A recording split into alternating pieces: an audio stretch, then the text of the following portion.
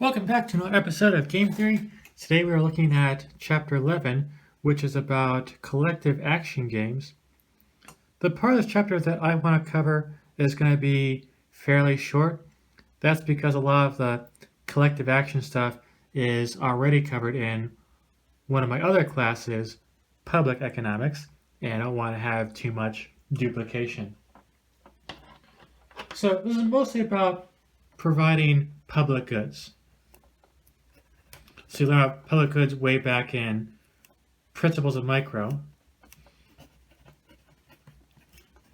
So there are two conditions that a good has to satisfy to be considered a public good. It has to be non-excludable and also non-rival.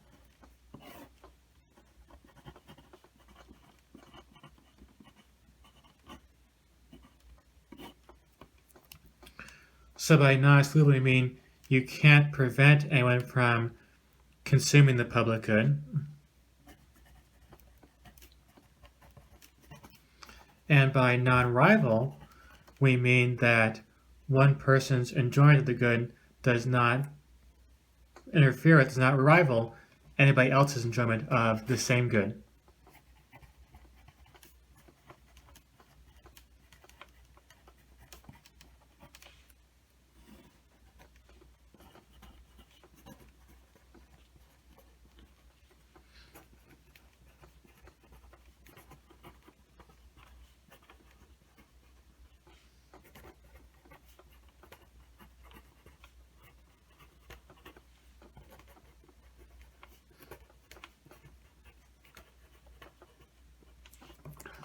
So some examples.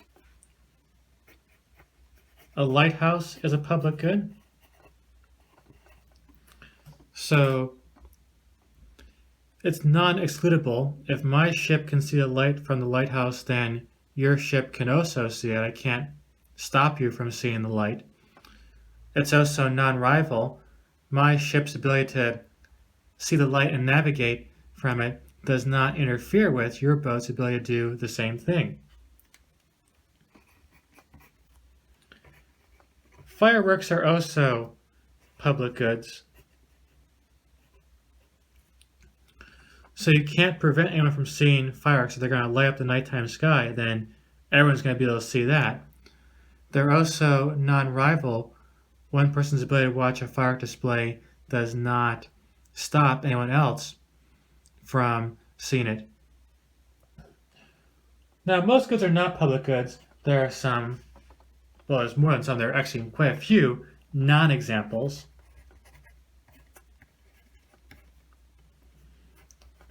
So food is not a public good. You can prevent someone from taking it, and also one person's enjoying the food. You can't both have the same sandwich, for example. So while most goods are not public goods, there are some important examples that are public goods, so it's important to consider them.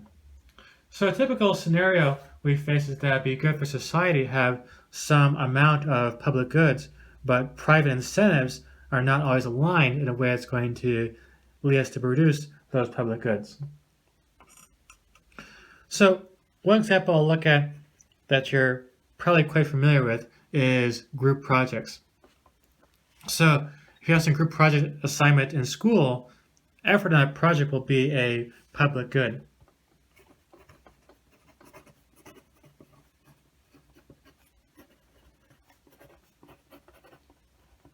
So typically the way it works is the group is graded as a whole. Everyone in that group is the same grade for that project. So if you work hard to make the project better and raise the group's grade, that's going to benefit everyone in the group. It's not excludable. And also raising the grade of other people in the group is not going to lower your own grade. It's non-rival as well.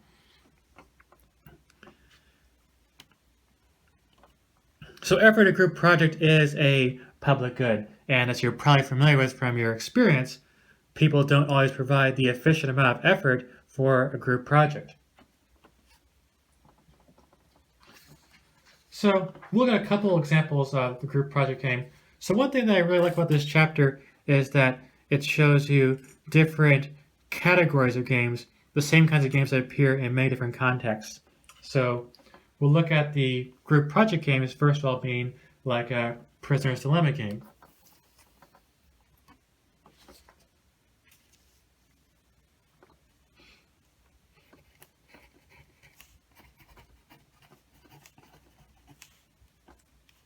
I'll call this on category number 1.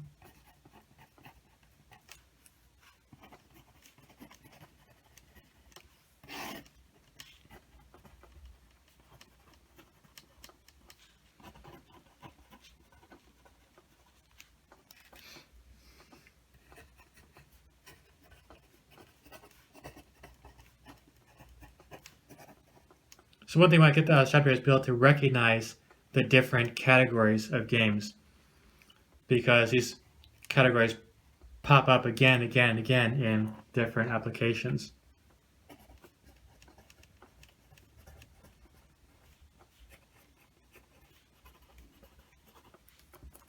So I have 2 students in our group project game, student 1 and student 2. This is the part where we ask for volunteers, but no one else is here in the room. We're all self-isolating with the coronavirus. So let's see, who are some of our usual volunteers? I think Jeffrey volunteered once, so I'll make Jeffrey student 1. Hope you're okay with that, Jeffrey. And who else? Ty is one of our regular volunteers. I'll put Ty in there. He'll be student 2 in this group project.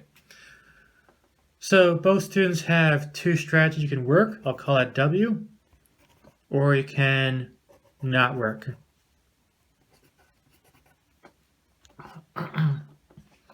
So if they both work, they get a payoff of 10 each because they get a good group project and get a good grade. If they both slack off and don't work, they're going to get zeros. Now, if one of them is going to work and the other one doesn't, the one who's working gets a negative payout, say negative 12. The other student can just free ride on that and get a good grade. We'll give that a positive 12 payoff.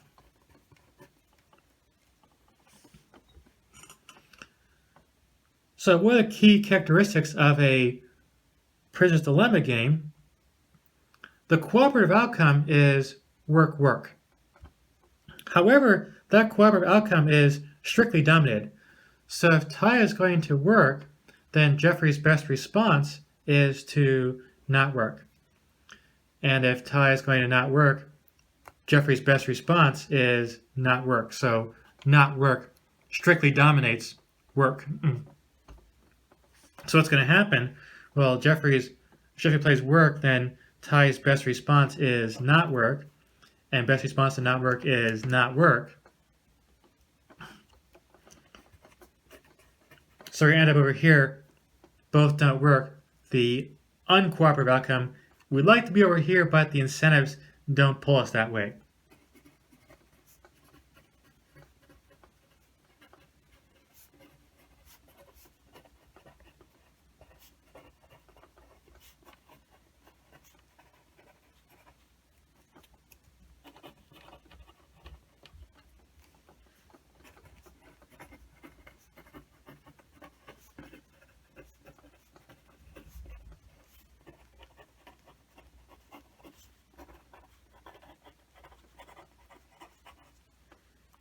So the prisoner's dilemma doesn't have to be literally 2 prisoners being interrogated separately. It's actually any game where the cooperative outcome is strictly dominated. That's what you're looking for.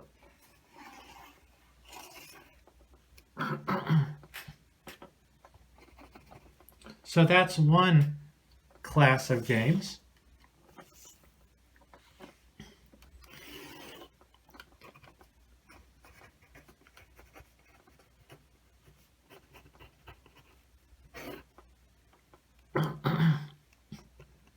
So this illustrates here, just to wrap up this example, is the free rider problem, which you know about from micro.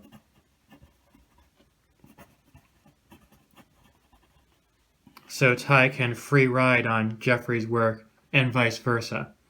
he can enjoy all the benefits without having to contribute to the cost of creating a good group project.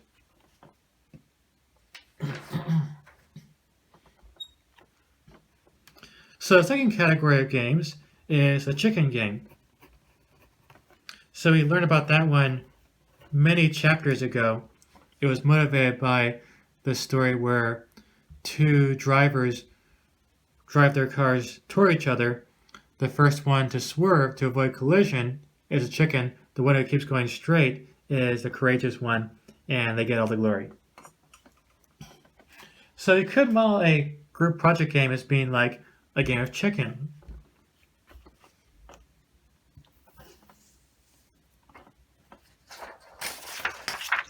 So here's what that could look like. So we still have Ty and Jeffrey with their strategies work and not work. Let's say if they both work, they're going to get a payoff of 3-3. If they both slack off, they're both getting -10, -10. If Jeffrey works, he gets a payoff of 1, and Ty's going to get a payoff of 5 if Jeffrey's going to... Sorry, if Ty's going to get a payoff of 5 if Ty does not work, and vice versa. So the idea here is that to make the project work, to get a good grade, it's sufficient if only one student puts in the effort. So you can imagine how this might go. Jeffrey says, if only one of us has to work, then maybe you should do all the work. Then Ty says, no, you should do all the work.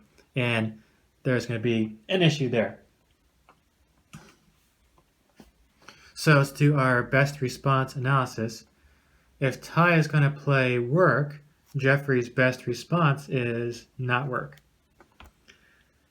If Ty plays not work, then Jeffrey's best response is to work. Because if he doesn't work as well, it's going to be -10, project fails. If Jeffrey works, then Ty's best response is to not work. And if Jeffrey does not work, Ty's best response is to work. So the key characteristics here that you're looking for is there are, first of all, 2 Nash equilibria.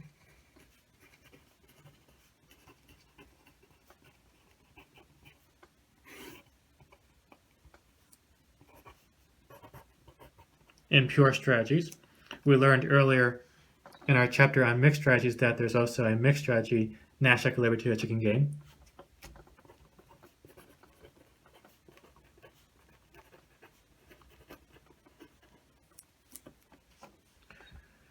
And players have conflicting preferences over which of them they prefer.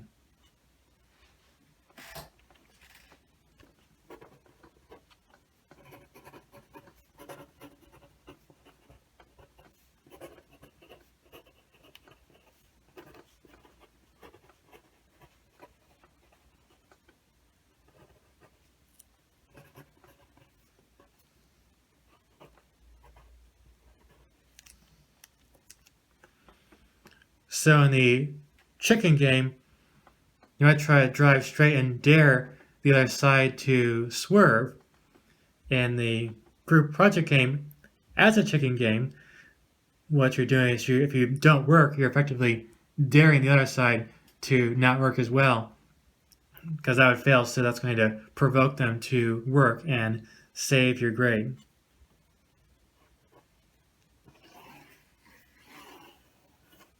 So that's how you can recognize games of chicken.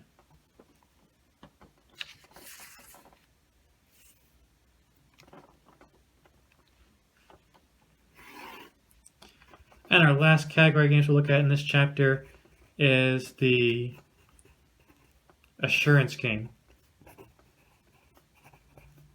I haven't talked a lot about that so far. I think it's not quite as exciting as some of the other games we've had, but this can come up. So I couldn't really find a way to put this in the group project context, so let's give a different story. Let's say there are 2 public goods out there.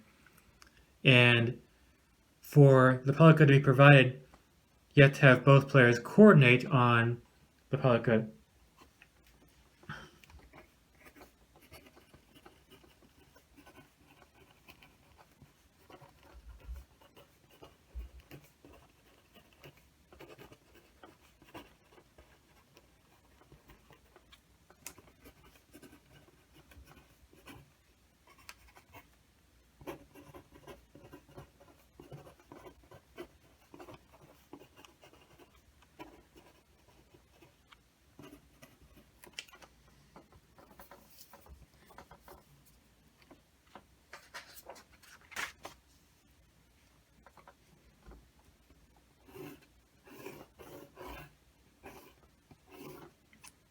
So let's keep going with Jeffrey and Ty. So here's, we'll call this P1 for project number 1. They could work together on that, or they could work on project number 2 together. So they both work on project 1. They get payoffs of 4 each.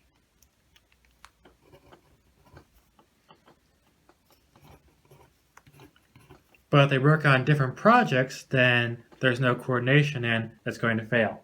So you can probably figure out right away 2 Nash equilibria here.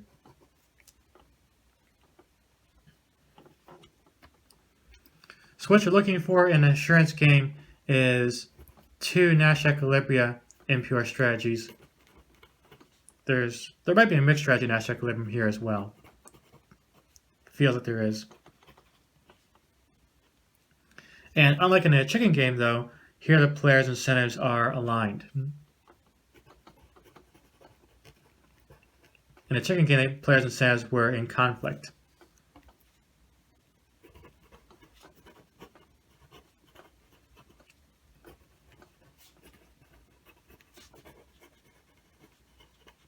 Now, let's bring us to an issue I talked about earlier. So a lot of my students seem to think that this equilibrium is clearly better than this other one, so isn't this one always going to happen? But right, like I say in the last chapter, bad equilibria can and do occur.